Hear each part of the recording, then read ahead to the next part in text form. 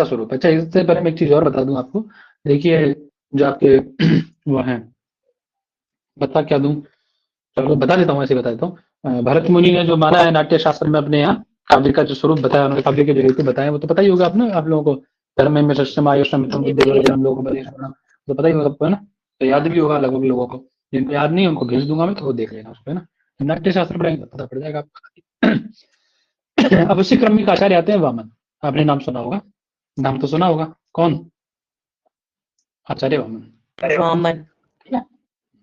जैसे इन्होंने बताया ना, ऐसे वो भी, हाँ, जैसे इन्होंने बताया, क्या क्या इन्होंने क्या बताया, शक्ति, निपुणता, है ना, किसकी, बोले लोक शास्त्र काव्य आदि के विवरण की निपुणता, और क्या है, काव्य शिक्षा का अभ्यास, है ना, पौना पुण्य न उसकी आवृत्ति, ये इन्होंने आपके आचार्य ने मट्टा बताया। अब ये जो वामन है ये भी तीन ही बताता है, जैसे इन्होंने तीन बताया ये भी तीन बताते हैं, लेकिन इनके तीन थोड़े से अलग है। इनके तीन क्या है, तो लोक विद्या प्रकीर्णन च काव्यांगानी, क्या कहते हैं, तो इसको ध्यान रख लेना थोड़ा सा बस। लोक विद्या,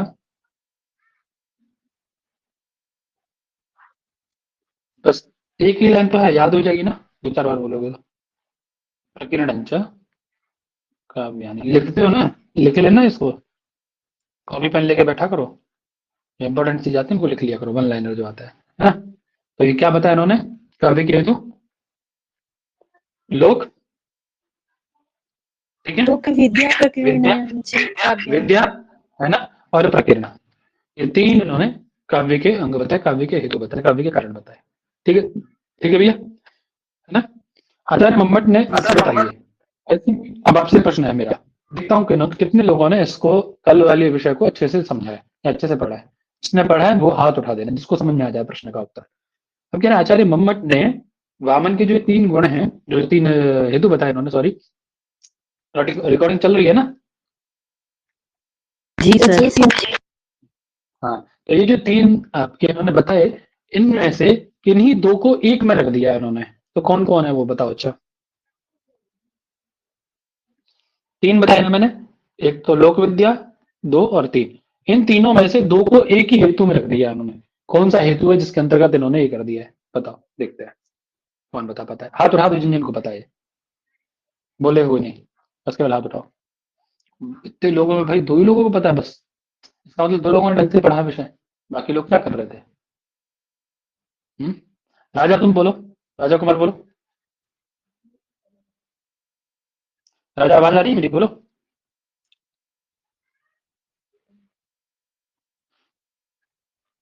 भाव्या, तुमको क्यों नहीं पता भाई, क्यों? दिव्या गुप्ता, क्यों नहीं पता बेटा? जिज्ञासा, क्यों नहीं पता तुम लोग को? हाँ, विजेता, वीके, क्यों नहीं पता तुम्हें? मेरी आवाज आ रही है आप लोगों को? आ रही है सर। तो क्यों नहीं पता आ रही है सर तो? सृष्टि बहन जी, क्यों नहीं पता आप लोगों को? प्रियांक, बोलो, उत्तर दो भाई, क्यों नहीं पता आप लोगों को? हम्म? चलो आप बताओ, क्या नाम है, सौम्या, सौम्या, बता बोलो।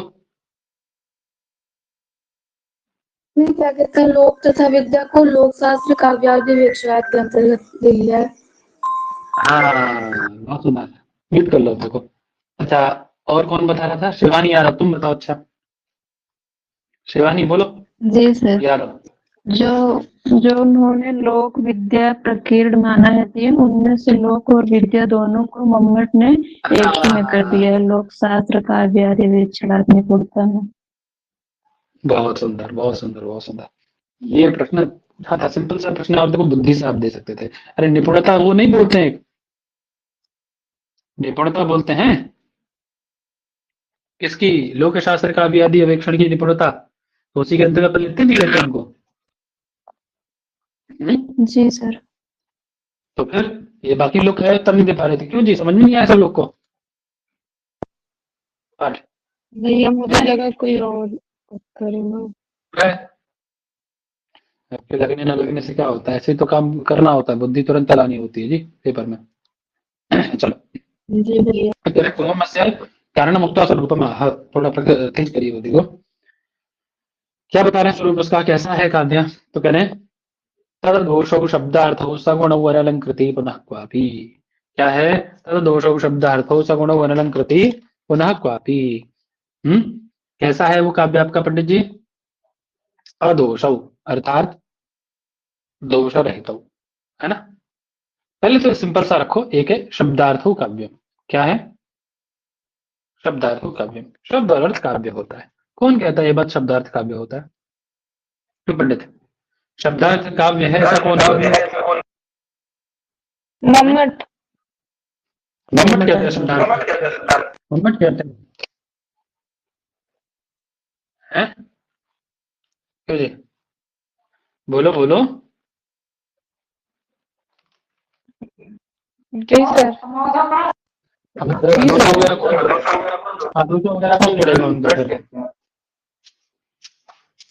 केवल शब्दार्थों काव्यम बोल रहा हूँ मैं। शब्दार्थों काव्यम केवल कौन कहता है जी? रुद्रट। रुद्रट। हाँ, ये बात आई ना। कौन बोला ये? बहुत अच्छे बोले, शाबाश। रुद्रट। कौन कहते हैं बात? रुद्रट। ठीक है। अब उसी को थोड़ा सा मॉडिफाई किया इन्होंने। तो बोले आपने जो ये शब्दार्थ काव्यम कहा है, इसको थोड़ा सा हम परिष्कृत करते हैं। क्या परिष्कृत करते हैं? कि वो शब्दार्थ कैसा होना चाहिए? केवल शब्दार्थ काव्य नहीं हो सकता है। काव्य अपितु क्या होता है? जब हमने शब्दार्थ को काव्य बताया ना, उसको थोड़ा सा दोष रहित करिए। ठीक है। और कैसा कर दीजिए उसको? सगुण अर्थात गुण युक्त कर दीजिए, है ना। ठीक है। कैसा कर दीजिए? बोलो फटाफट उत्तर दो यार। गुणयुक्त। गुणयुक्त कर दीजिए। और कैसा? बोले अनलंकृति पुनः क्वापि। बोले अलंकार से कोई डिश बना रहे हैं ना, वही डिश का ही तरीका है इनके दिमाग में। बोले एक तो उसमें अदोष डालिए, ठीक है। दूसरा सगुण रखिए, उसको थोड़ा सा गुण उसमें गुण डालिए, ठीक है। गुणयुक्त होगा तभी काव्य होगा। दोष नहीं होंगे, दोष नहीं होने चाहिए, गुण होना चाहिए। और किसी ने पूछा बोले अनलंकृति डाल सकते क्या? बोले अनलंकृति पुनः क्वापि कर दीजिए। हैं, समझ रहे हैं? समझने का तरीका है। अनलंकृति का क्या कर दीजिए? अलंकृति बोले पुनः क्वापि। बोले अलंकार यदि नहीं होगा, बोले कहीं कहीं ऐसा देखा जाता है कि कहीं कहीं अलंकार न होने पर भी वो काव्यत्व की हानि नहीं होती है। समझे बड़े जी? छोटा अलंकार की प्रतीति न होने पर भी आगे आएगा आपके उसमें छोटा अलंकार भी रहे काव्यत्व हानि क्वचित। तो या कौमार हरा सय वही द्वारा बताते हैं ना, वहां अलंकार की प्रचुरता, वो आपके रस की प्रधानता होने के कारण अलंकार नहीं होता वहां पे। तो कह रहे भैया कहीं कहीं क्या होगा कि अलंकार के न रहते हुए भी काव्य आपका बन जाता है, वो काव्य की कैटेगरी में आ जाता है। ठीक है, बात समझ में आ गई इतनी तो सबको? बोलो जी सर। जी। सिंपल है बहुत, है ना। क्या लक्षण बताए, क्या विशेषण बताए? शब्दार्थ को कैसा होना चाहिए? दोष रहित होना चाहिए, गुण युक्त होना चाहिए, ठीक है। और कैसा होना चाहिए? गुण का मतलब जानते हैं ना, सगुणों में गुण का मतलब जानते हैं ना जी। कौन कौन? माधुरी ओज प्रसाद इत्यादि ना जी। प्रसाद आदि, ये सब गुण है आपके। तो ये गुणों से युक्त होना चाहिए और अलंकृत अर्थात अलंकार रहित होना चाहिए, ठीक है। पुनः काव्य यदि ऐसा है कहीं कहीं अलंकार रहित भी मिल जाता है तो भी उसको काव्य की श्रेणी में रखा जाए, उसको आप ये नहीं कह सकते वो काव्य नहीं, ठीक है। काव्यत्व की हानि नहीं होगी। क्लियर रहेगा बात? बोलो हाँ कि ना? जी। जी उदाहरण देना उसका, क्या उदाहरण? क्या कह रहे हैं देखो, कह रहे दोष गुण अलंकार वक्ष्यन्ते, है ना। दोष गुण और अलंकार आगे, क्योंकि देखिए आपने क्या विशेषण दिए? सबसे पहले अदोष कहा, सगुण कहा, फिर अलंकृति पुनः काव्य ऐसा कहा आपने। ये तीनों चीजें जो काव्य में होनी चाहिए, शब्दार्थ में होनी चाहिए, तभी वह काव्य बनेगा। तो हम दोष गुण और अलंकारों को आगे अपने यथा यथा स्थान पे कहेंगे। जैसे दोष कहाँ बताए गए? कहाँ बताए गए दोष? ठीक है। गुण कहाँ बताए गए आपके पाठ्य में? अलंकार, शब्दालंकार 9 में और अलंकार, ठीक है। यही है। तो ये आगे तत्त आपके उल्लासों में इनको कहा जाएगा, ठीक है ना। अभी जो पीछे क्वापी शब्द आया, अनलंकृति पुनः क्वापी, क्वापी का इसका मतलब क्या है? क्वापी इति अनेन अनेन शब्देन एतदाह, ये कह सकते हैं कि यत् सर्वत्र सालंकारौ क्वचित तु स्फुट अलंकार विरहे भी न काव्यत्वानि। वैसे तो सब जगह अलंकार युक्त ही काव्य होता है, लेकिन कहीं कहीं क्वचित, कहीं कहीं स्फुट अलंकार विरहे भी न काव्यत्वानि, स्फुट अलंकार की प्रतीति न होने पर भी, अर्थात उसका विरह होने पर भी काव्यत्व की हानि तो नहीं होती। बात समझ आ गई? अब इनके इस लक्षण में भूसा भर देगा कौन? कौन भर देगा भूसा इसमें? कौन भर देगा? आचार्य विश्वनाथ, आचार्य विश्वनाथ। साहित्य बहुत आनंद आती है। एक शब्द को उठा के मारेंगे इनको पकड़ पकड़ के, कैसे कहे तुम इसको? ठीक है ना? तो बात समझ कॉपी शब्द से क्या कहा है इन्होंने? कॉपी इति अनेना एतदाह, ये कहना चाहते हैं कि ये सर्वत्र सा अलंकार, ठीक है, सर्वत्र अलंकार युक्त काव्य रखिए आप, लेकिन कहीं कहीं क्या होता है, क्वचित कहीं कहीं तो क्या होता है, स्फुट अलंकार भी रहे भी ना काव्य, स्फुट अलंकार की प्रतीति ना होने पर भी काव्यत्व की हानि नहीं होती। ठीक है, अगर काव्य रहता ही रहता है। समझ में आ गई बात? जी सर।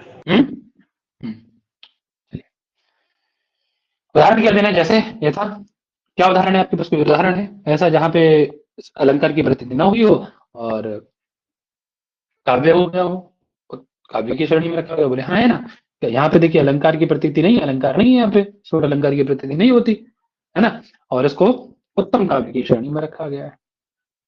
मध्यम अदम भी नहीं, उत्तम काव्य की श्रेणी में रखा गया। कौन है?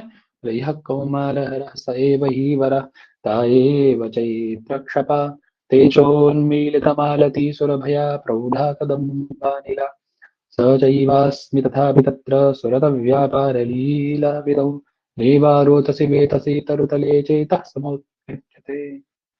ठीक, अभी यहाँ क्या है, सामान्य भावार्थ समझा देता हूँ, कोई उसमें रॉकेट आपको ये इसका अर्थ लिखने नहीं आएगा, केवल इतना पूछा जाएगा कि ये उदाहरण है किसका, है ना?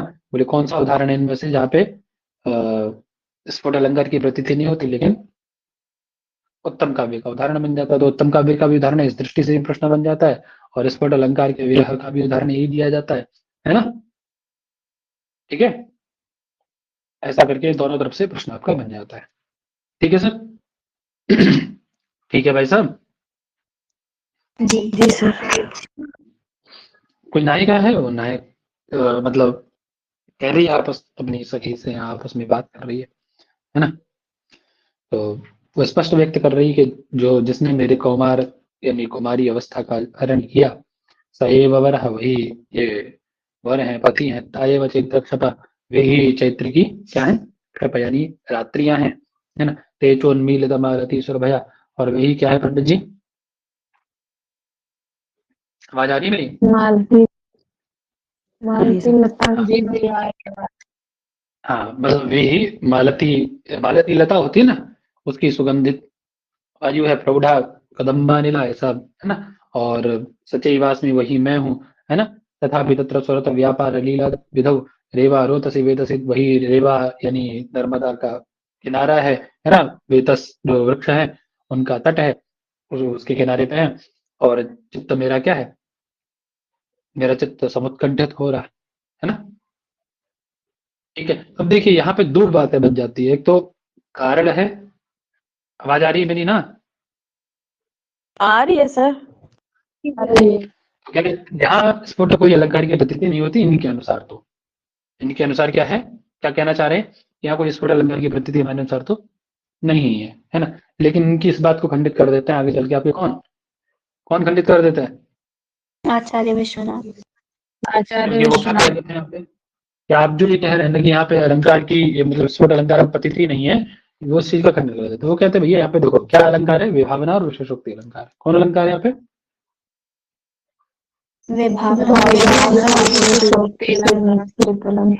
और दो तीन अलंकार जहां मिल जाते हैं वहां पे संकर हो जाता है, तो संकर अलंकार है। कौन अलंकार है?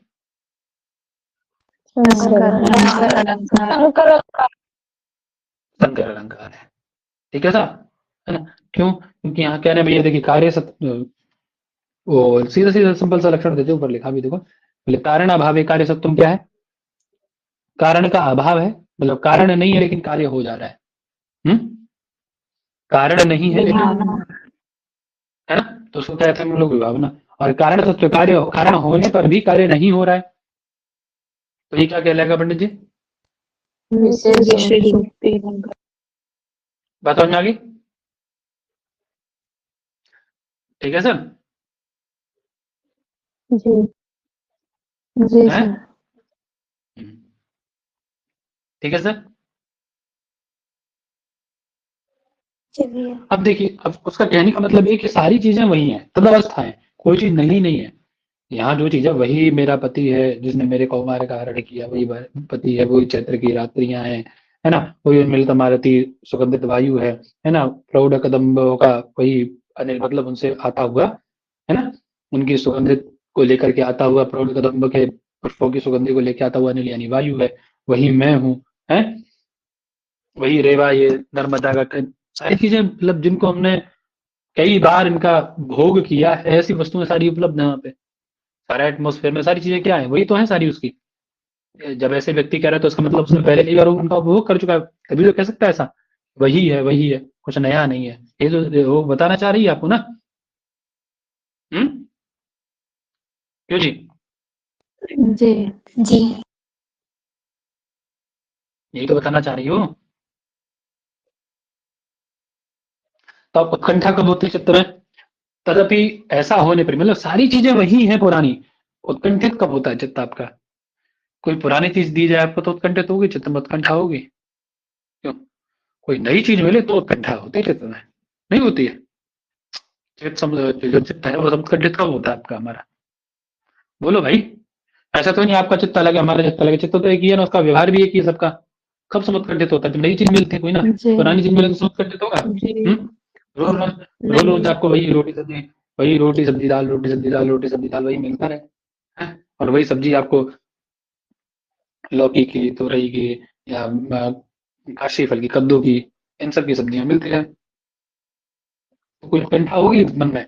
और वहीं कोई कह दे आज बढ़िया एकदम शाही पनीर बनेगा, हम्म, उत्कंठा होगी नहीं होगी? नई चीज बहुत उत्कंठा होती है चित्त में। तो सारी चीजें वो हजार बार भोगी हुई है उसकी, मतलब हजार बार नहीं, दसियों बार भोगी हुई है, लेकिन तदपि ऐसा होने पर भी तो चित्त की समुत्कंठा के कारण कुछ नया होता है ना, तो वो वहां उपस्थित नहीं, मतलब कारण तो, लेकिन अभी ये चेता सब तद भी क्या हो रहा है, उसके चित्त में उत्कंठा हो रही कि नहीं हो रही, बताओ? उत्कंठा का कोई कारण उपस्थिति नहीं है वहां पे। हम्म? तब भी जी उत्कंठा उत्पन्न हो रही, चित्त समुत्कंठित, तब भी उत्कंठित हो रहा है चित्त, उत्कंठा नहीं होनी चाहिए हालांकि इसके में, है? तो ऐसा है कि नहीं? जी बिना जी कारण के कार्य की उत्पत्ति हो जा रही है तो क्या विभावना है कि नहीं? हम्म? ये तो पहले कारण है। वाक्य करे तुम्हें, फिर तो विभावना बन गई, ऐसे विशेषोक्ति हो जाती है आपकी, समझे?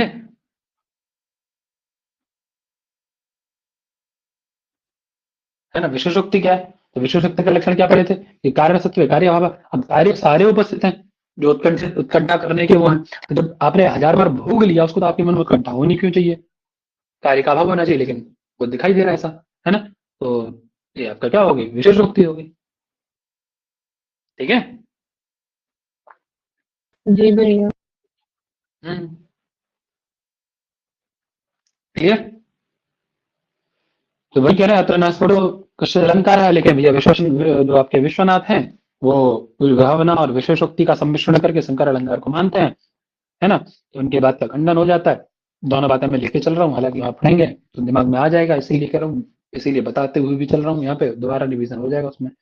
तो कह रहे रस से च प्राधान्यात न अलंकारता, क्यों अलंकारता नहीं है, क्यों मानते हैं ऐसा, ये यहाँ अलंकार नहीं है? रस से प्राधान्यात, रस की प्रधानता होने के कारण यहाँ अलंकारता नहीं है, ठीक है सर? है ना? जी। अब एक प्रश्न पूछा जा सकता है आपसे कि ये जो श्लोक दे करके ये वाला, है ना, ठीक, कि यहाँ जो है कि अनलंकृति का उदाहरण क्यों है, यहाँ अलंकारता का अभाव क्यों है? तो क्या उत्तर दीजिएगा? रस से प्राधान्यत, रस की प्रधानता होने के कारण, जी ठीक है सर? बन जाएगा ना? जी सर।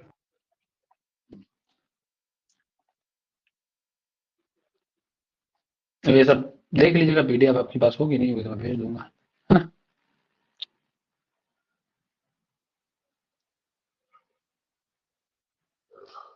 चलिए, अब उसके जो उत्तम मध्यम अधम आपका काव्य बताया था उसके भेदों को क्रमेण क्रमशः बता रहे हैं, ठीक है? उत्तम काव्य कैसे कहा जाता है, मध्यम काव्य क्या है और अधम काव्य क्या है ना। तो क्या लक्षण है, सबसे पहले उत्तम काव्य का बता रहे हैं, कह रहे एकदम उत्तम अतिशयनी व्यंग्य वाच्या ध्वनि ही बुधई कविता। उत्तम काव्य किसको कहा जाता है पंडित जी? एकदम उत्तम अतिशयनी व्यंग्य वाच्या ध्वनि ही बुधई ही कविता। बोल दीजिए आप लोग एक बार फटाफट से। इदम उत्तम इदम उत्तमम अतिशायिनी व्यंग्य वाच्याद ध्वनिर्बुधः कथितः। ध्वनि ही बुधई ही कथिता। देखिए समझिए क्या कह रहे हैं। कह रहे हैं एकदम, यानी ये जो काव्य है इस काव्य को उत्तम काव्य कब कहा जा सकता है? कब कहा जा सकता है? बोले व्यंग्य जब वाच्य की वाच्या ध्वनि ही। हाँ, बोलो बोलो बोलो। वाक्य की अपेक्षा व्यंग्य अधिक करके कब काव्य होता है? ऐसे मत बोलो, ऐसे मत बोलो, ऐसे मत बोलो, ऐसे मत जहाँ वाच्य छोड़ो। वाक्य की अपेक्षा व्यंग्य अधिक चमत्कारात्मक होता है तब होता है। कह रहे वाच्याद, मैं सोच रहा था संस्कृत से हमें बताएगा कोई। वाच्याद व्यंग्य अतिशयनी, वाच्य की अपेक्षा व्यंग्य जहां पर कैसा होता है?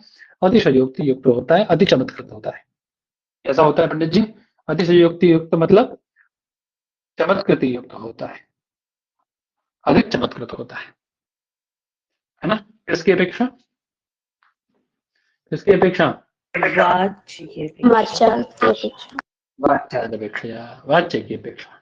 ठीक है पंडित जी,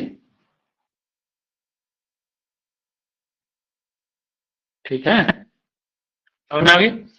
हाँ? उस काव्य को इदम काव्यम उत्तमम काव्यम, इस काव्य को उत्तम काव्य कहा जाता है। ठीक है, एक मिनट रुकिए जरा।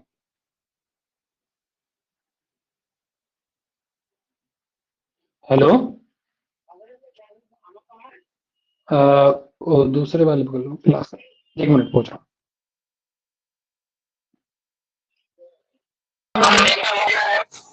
आवाज आ रही है मेरी?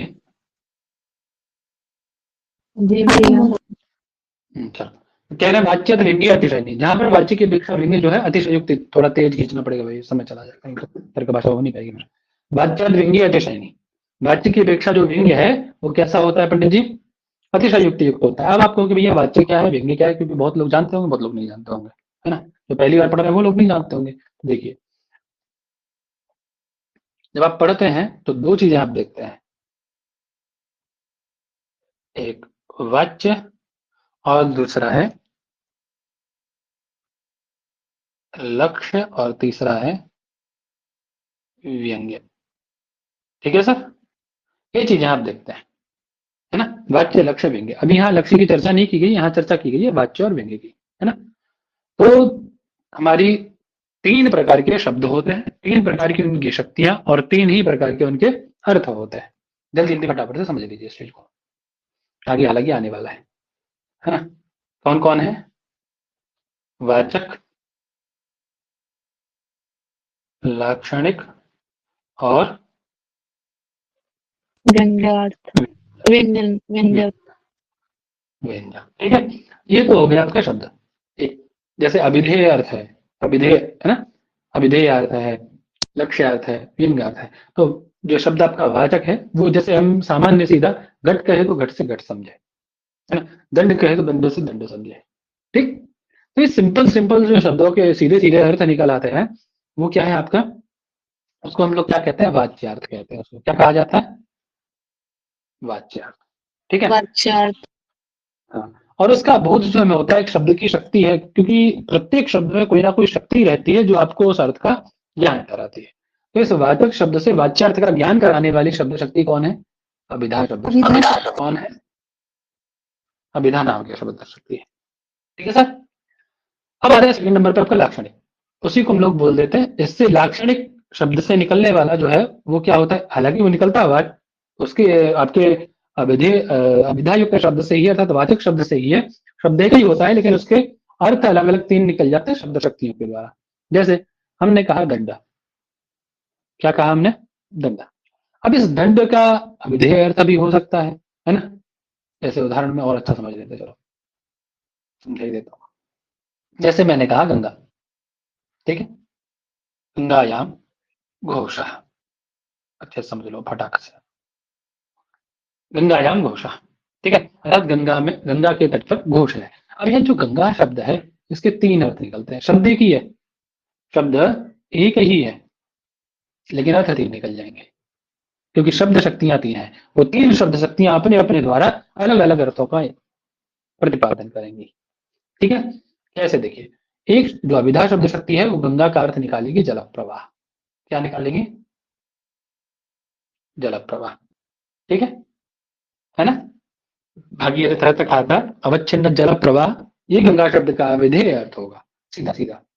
यदि आपसे कहा जाता है कि भैया गंगा जी चल रहा है, तो उसका मतलब कोई जल प्रवाह है ना, वो आप उसका ज्ञान करते हैं कि आप ये विरल जल प्रवाह है, वहां स्नान करने जाना है। अब वो अलग है कि फलवल क्या है, उसका फलवल में भी नहीं जाएंगे, वो बात का विषय, हम लोग पढ़ेंगे शब्द शक्तियां तो अच्छे से पढ़ेंगे उसको। दूसरा लाक्षणिक अर्थ क्या निकलता है, जब आपसे कहा जाए कि गंगायाम घोषा, तो गंगा में जल प्रवाह में घोष तो नहीं रह सकता, तो हम क्या करते हैं, उस गंगा पद की गंगा के किनारे घोष रह रहे हैं। घोष मतलब एक जाति विशेष है कि गंगा के किनारे वो घोष की बस्ती, क्योंकि जल प्रवाह में तो कोई नहीं रह सकता, रह सकता क्यों, कोई नहीं रह सकता भाई, जल में तो क्या है, मीन मकर कच्छप इत्यादि रहता है, उस मीन मकर कच्छप इत्यादि जल में रहते हैं।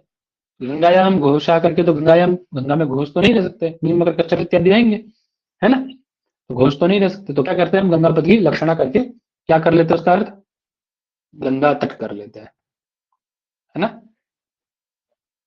ठीक है सर। अब आता है व्यंग्यार्थ, ठीक है, और ये जो निकला ये किसके द्वारा निकला, लक्षणा शब्द शक्ति के द्वारा, ये अभिधा शब्द शक्ति के द्वारा, है ना। और तीसरा जो अर्थ आता है पंडित, जिसको कहते हैं हम लोग व्यंग्यार्थ, वो जैसे गंगा, अब जब आपसे कहा जाए कि भैया गंगा चल रहा है, बहुत गर्मी हो रही है, आपसे कहा जाए गंगा जी चल रहे हैं, या मान लीजिए बहुत दिन से नहीं स्नान कर रहे हैं, कोई पर्व है, गंगा सप्तमी है, गंगा दशहरा है ना। अब ये जो लोग गंगा किनारे के नहीं होंगे वो लोग नहीं जानते गंगा सप्तमी और गंगा दशहरा क्या होता है, ठीक है। तो जो गंगा सप्तमी है, गंगा दशहरा है, या पूर्णिमा है, या आमा है, तो स्वाभाविक सी बात, व्यक्ति जाता है गंगा स्नान करने के लिए। क्यों जाते हैं हम लोग, अपने जो हमने पाप किए हैं उनको धुल लें गंगा में जाकर के, है ना, नहीं, इसीलिए मोस्टली जाते हैं लोग। तो उसका अर्थ यदि गंगा शब्द का अर्थ यदि हम क्या ले लें, श्री तत्व पावनत्व, जो धार्मिक होगा वो शुचिता के लिए जाएगा, जो अधार्मिक होगा वो ठंडक लेने के लिए जाएगा, है ना, तो दोनों अर्थ रखिए। तो ये जो अर्थ द्योतित हो रहा है ये कैसा अर्थ है, व्यंग्यार्थ है। कैसा अर्थ अभी है, व्यंग्यार्थ है, इसके द्वारा तीनों अर्थ समझ में आ गए। तो अब ये कहना क्या चाह रहा है आपका लेखक, ये कहना चाह रहा है भैया कि जहां पर आपके इस वाच्यार्थ की अपेक्षा कौन सा अर्थ प्रधान हो, ये व्यंग्यार्थ प्रधान हो, वहां वाच्यार्थ की कोई वैल्यू नहीं है आपके, इस वाच्यार्थ की अपेक्षा व्यंग्यार्थ की जहां प्रधानता होती है, जहां अधिक चमत्कार युक्त होता है, अतिशय युक्ति युक्त होता है, उस काव्य को हम लोग क्या कहते हैं भैया, क्या कहा जाता है उसको, उत्तम काव्य। क्लियर। और मैंने नहीं कहा ये मैं नहीं कह रहा हूं, कौन कह रहा है ये बात, ग्रंथकार कह रहा है कि मैंने नहीं कहा, अभी तो कौन कह रहा है बात, इदम काव्यम उत्तम काव्यम, ये कौन कहता है, बोले इसी को बुधई विद्वानों ने, बुधई अर्थात विद्वानों ने ध्वनि ही कथिता, इसी काव्य को पंडित जी, जिसको हम उत्तम काव्य चिल्लाते हैं, इसी को विद्वानों ने, जो ध्वनिवादी आचार्य हैं, उन्होंने क्या कहा है, इसी को काव्य कहा है, इसमें क्या कहा है, ध्वनि काव्य कहा है, तो इसको ध्वनि काव्य, है ना। अब आगे बुधई का अर्थ आपको आगे मिलेगा, ठीक है, बुधई मतलब वैयाकरण, ये है ना।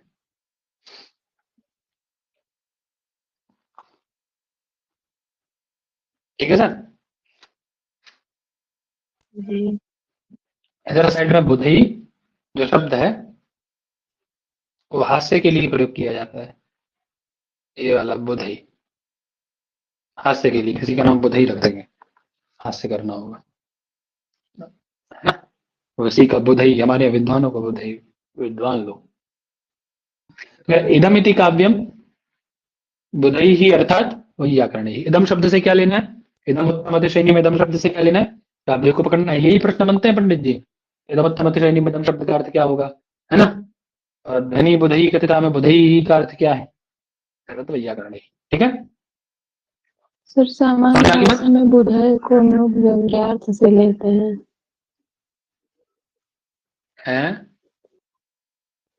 बुधय जो मूर्ख बोलते हैं वो शायद व्यंग्यार्थ से बोलते हैं कि जो बोलते हैं, विद्वान हो जो गए। बोलते हैं। चलिए आगे क्या करें? प्रधानभूत स्फोट रूप व्यंग्य व्यंजकस्य शब्दस्य ध्वनि इति व्यवहारः। मतलब ये कह रहे हैं प्रधानभूत स्फोट रूप जो व्यंग्य व्यंजक शब्द का स्वरूप है ना? वही बात बता रहे जो हमने बता के आए। व्यंग्य व्यंजक स्वरूप है शब्द का, शब्द से मतलब शब्द का, उसको ध्वनि इति व्यवहार करते, उसको ध्वनि का व्यवहार किया जाता है। क्लियर बात ना? ठीक है, जी वही कह रहे हैं वैयाकरण ही वैयाकरणों के द्वारा प्रधानभूत स्फोट रूप, प्रधानभूत जो स्फोट रूप शब्द है आपका, है ना, व्यंग्य व्यंजक शब्द जो है उसको ध्वनि इति व्यवहार करता, ध्वनि ऐसा व्यवहार किया है। ठीक है, अतः तन्मतानुसारी भी, अतः इसी क्रम में उनके मतानुसारी भी, उनके मत का अनुसरण करने वाले कौन है? जो साहित्य के अन्य आचार्य हैं। समझे पंडित जी? कौन है ऐसे लोग? जो साहित्य के अन्य आचार्य हैं, जो ध्वनिवादी आचार्य हैं। ठीक है, अन्य यपि, उन्होंने भी, अन्य यपि नियग भावित वाच्य व्यंग्य व्यंजन क्षमस्य शब्दार्थ युगलस्य। तो उन्होंने भी इसी बात को, अन्य यपि, उन्होंने भी इस बात को स्वीकार किया है। इतनी बात तो क्लियर है यहां तक की? जी बोलो। जी भैया। अब कह रहे हैं अन्य जो लोग हैं उन्होंने भी नियग भावित, नियग भावित शब्द का अर्थ जानते हैं? हैं? नियग भावित शब्द का अर्थ जानते हैं? बोलो बेटा। नहीं, बुद्धि व्यंजन पुराने में लोगों सुना। को, पुराने लोगों को नहीं याद आ रहा है? कौन बनाते हैं वाले से?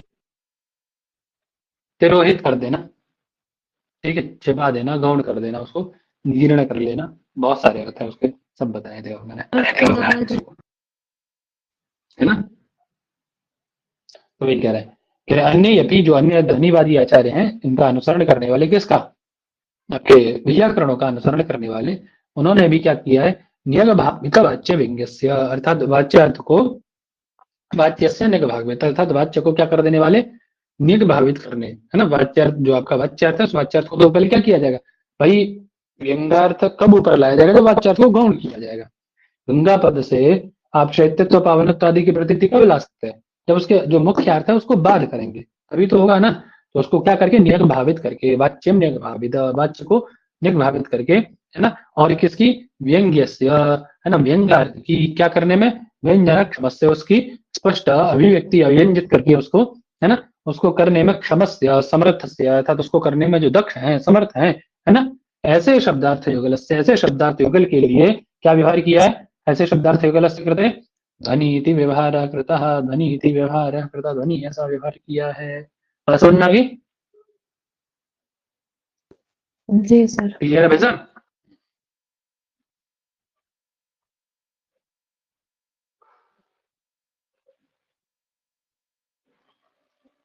चलें आगे?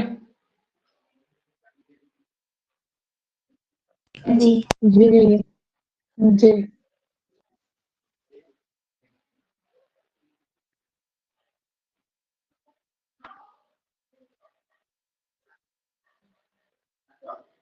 चलिए अब उदाहरण दे रहे हैं, देखिए उत्तम काव्य का क्या दे रहे हैं? निःशेषच्युत चंदन स्तनतटम निमृष्ट रागोधरो नेत्रे दूरमनंजने बलगदा तन्वी सवेयम तनु मिथ्यावादिनी दूती तो बांधव जनस्य अज्ञात पीडागमे वापि स्नातमिता गतासी न पुनः तस्य दमस्यांतिकम।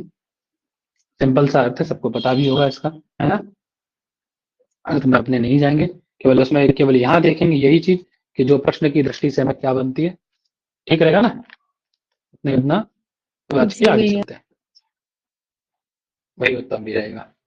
ठीक, तो अब क्या पढ़ा था हमने? उत्तम काव्य में होता क्या? हमारे यहाँ वाच्यार्थ की अपेक्षा व्यंग्यार्थ की प्रतीति अधिक होती है। किसकी प्रतीति होती है? वाच्यार्थ की अपेक्षा व्यंग्यार्थ की। अब यहाँ जो कह रही है वो क्या कह रही है? एक नायिका अपनी सखी से, अपनी जो उसकी मित्र है या जो दूसरी नायिका है, अपरनायिका से उसने कहा कि भैया मैं स्नान करने जा रही हूँ वापी पे, वापी मतलब तड़ाक इत्यादि तालाब जो भी कुआ हुआ जो भी होगा खूब वगैरह पे स्नान करने जा रही हूँ मैं, और वहां से वो लौट के आई है। तो अब देखिए स्नान करने के बाद और रति क्रीड़ा के बाद में जो लक्षण दिखाई देते सेम लक्षण उसके अंदर उसको दिखाई दे रहा है। तो वो कह रही कि तू तो मिथ्यावादिनी दूती, तो मतलब झूठ बोलने वाली है ना, अपने जो बांधव जन्म की पीड़ा को न जानने वाली है, झूठ बोलने वाली। तो कह रही थी कि वापी स्नातुमिता गतासी, तुम तो यहाँ से वापी स्नान करने के लिए गई थी हैं। और सारे वो लक्षण फिर बताती है उसके कि निःशेष चंदन स्तनतटम निमृष्ट अधर राग निमृष्ट है ना, नेत्रेषु अंजनम दूरंगतः है ना, तब तनुयम पुलकिता जाता, ये सारे लक्षण वो बता रही है। ठीक है, तो यहाँ से स्नान करने गई थी है ना, वापिस स्नातुमिता गतासीत न तस्य पुनः अधमस्य अंतिकम, न कि उस अधम के पास अर्थात उस अधम नायक के पास में रति क्रीड़ा करने गई थी है ना, करने के लिए स्नान और रति क्रीड़ा करके आ रही है ऐसा करके वो यहाँ। तो अब देखिए सिंपल सिंपल यदि किसी व्यक्ति को यदि ये न बताया जाए, ये चीज न बताई जाए कि अधमस्य अंतिकम ऐसा करके न किया जाए, ये अधम पद को हटा दिया जाए, तो यहाँ अभिधेय अर्थ तो स्नान वाला ही निकलेगा ना, कि वापिस स्नान करने के लिए की थी और बढ़िया से वो स्नान करके आ रही है अपना, बस सिंपल सी बात है ना। उसी कारण से जो उसने मेकअप किया था वो सारा हट गया उसका, यही है ना अर्थ उसका। लेकिन एक अधम पद जो है वो यहाँ क्या कर दे रहा है पंडित जी, इस व्यंग्यार्थ की प्रतीति करा रहा है। किसके द्वारा व्यंजित हो रही है सारी चीजें, कि वो स्नान नहीं की रति क्रीड़ा करके आ रही है, काम क्रीड़ा करके आ रही है, क्या किसके द्वारा पता पड़ रहा है, वो स्नान करने के लिए नहीं गई थी, रति के लिए गई थी, अधम पद से वही बात बता रही थी। समझ में आ गया वरना सब कोई बात है। अत्र तदंतिकमेव रंतुम गतासीत प्राधान्येन अधम पदेन व्यंजते, ये अधम पद के द्वारा व्यंजित होता है कि वो अत्र तदंतिकमेव अर्थात उस नायक के पास ही रंतुम यानी रमण करने के लिए, रति क्रीड़ा करने के लिए गई थी, ना कि स्नान करने के लिए। ये किससे व्यंजित हो रहा है आपको, अधम पद के द्वारा। अब पूछेगा प्रश्न क्या, यहाँ से आपसे श्लोक दे देगा और पूछ लेगा कि यहाँ पर उत्तम काव्य को अभिव्यंजित करने वाला शब्द है कौन, तो बता पाएंगे, कोई दिक्कत नहीं। जी नहीं व्यंग्यार्थ में व्यंजित करने वाला कौन है, बता देंगे ना, नहीं बता पाओगे। बता देंगे हम लोग। अधम पद, अधम हो जाएगा पद। ना, चलेंगे।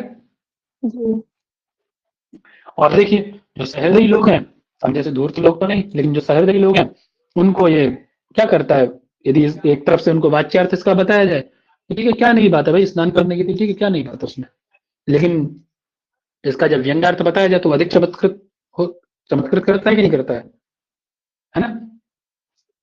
तो बस वो वाच्यार्थ की अपेक्षा अधिक चमत्कृत भी है आपका व्यंग्यार्थ इसका, नहीं जी ठीक है ना, है ना।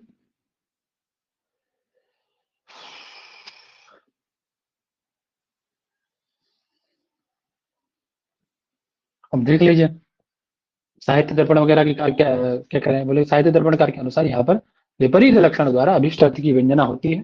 ठीक है, अतः अर्थक्रम ऐसा उनके अनुसार है। वाच्यार्थ क्या है यहाँ पे, वापी गमन स्नान के लिए, उसके पास न जाना मतलब केवल आप स्नान के लिए गए थे बस, उसके पास थोड़ी ना गए थे, ये सीधा वाच्यार्थ है। लक्ष्यार्थ क्या है कि वाप्या न गमनम तदंतिकमेव च गमनम, वो वापी नहीं गई थी तो उसके पास गई थी है ना। और व्यंग्यार्थ क्या प्रतीत हो गया यहाँ पे कि उसके पास गई थी, ठीक है जाती मिल के आती, लेकिन उसके साथ रमण करना ये व्यंग्यार्थ है। ठीक है, उसके पास जाना ये लक्ष्यार्थ है और उसके साथ रमण करना ये व्यंग्यार्थ हो जाएगा। तीनों बातें क्लियर हो जाएंगी ना, यदि पूछा जाएगा आपसे तो, क्यों जी। जी सर। हम्म, जी इसलिए सर। यहाँ पे लक्ष्यार्थ को भी उठा लाते हैं, तो साहित्य दर्पणकार तीन जगह उसकी डिवाइड कर लेते हैं। सिंपल सा अर्थ है, आप कर भी सकते हैं तीनों को, अभी मैं पूछूंगा लास्ट में तो आप लोग करेंगे इस चीज को, ठीक है इसीलिए बता रहा हूँ। लेकिन मम्मट केवल वाच्यार्थ और व्यंग्यार्थ में ही विश्वास रखते हैं, वो लक्ष्यार्थ को नहीं लेके आते उठा के, है ना। तो उनके अनुसार वाच्यार्थ सिंपल सा ही आपको पता ही है कि वापी गमन के लिए, वापी स्नान के लिए गई थी है ना, तदंत के न गमनम उसके पास नहीं गई थी। व्यंग्यार्थ में क्या कि तदंतिका में वरंतम गमनम, तो उसके पास ही गई थी। ठीक है, और ये अधम पेड़ के द्वारा व्यंजित होता है, सिंपल, ठीक है। बोलो बोलो, जी सर। है ना। अब आ जाता है आपका मध्यम काव्य। मध्यम काव्य क्या था, ऋषि गुणी भूत व्यंग व्यंग्य तो मध्यम, तो अभी इतना ही रखते हैं उसको। सांख्य का वो शुरू कर लेते, तर्क भाषा नहीं तो आज भी नहीं हो पाएगी वो, है ना। आज भी आधा घंटा, ये दो दो अभी जो रह गए 3, ये तीनों आधा घंटा पक्के से ले जाएंगे, है ना। तर्क भाषा प्रारंभ कर लेते हैं, ठीक रहेगा ना।